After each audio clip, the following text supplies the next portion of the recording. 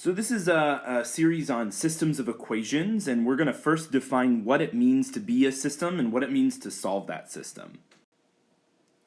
So what is a system of equations? A system of equations is a set of equations with the same variable.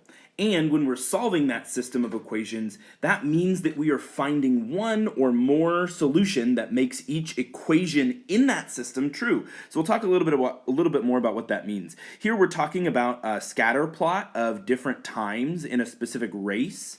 The x-axis is hours, and both of these equations are going to involve time in hours.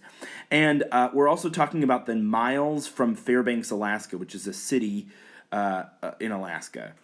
And notice that the dots are going down. If we were to continue that, we could estimate an equation for that it would continue going in that pattern. And in the triangles, it would probably start at 0 and it would increase something like that. Let me draw a little straighter line. And at a certain point, these two racers are in the same place at the same time. So for this equation and for this equation, this spot on this graph represents the point at which the racers are at the same place at the same time. And it looks to be approximately 90 hours and approximately 475 minutes.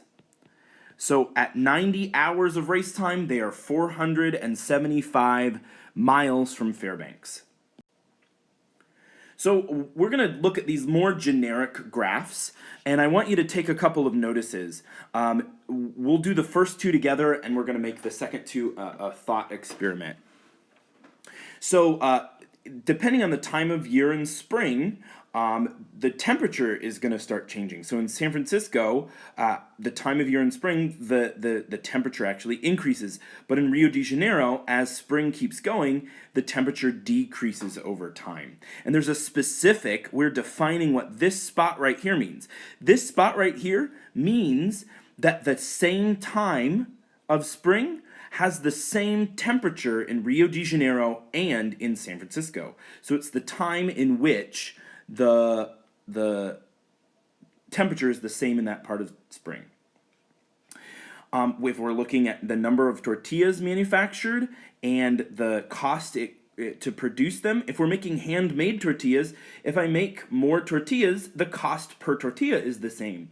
But if I invest in a machine at the start, it costs more to make per tortilla. But as I make more and more and more, if I make machine-made tortillas, they become less and less expensive. But this intersection point means that at a certain number of tortillas, the cost to produce handmade and machine-made is exactly the same. I want you to take a moment to experiment. What does this intersection mean in this graph? And what does this intersection mean in this graph?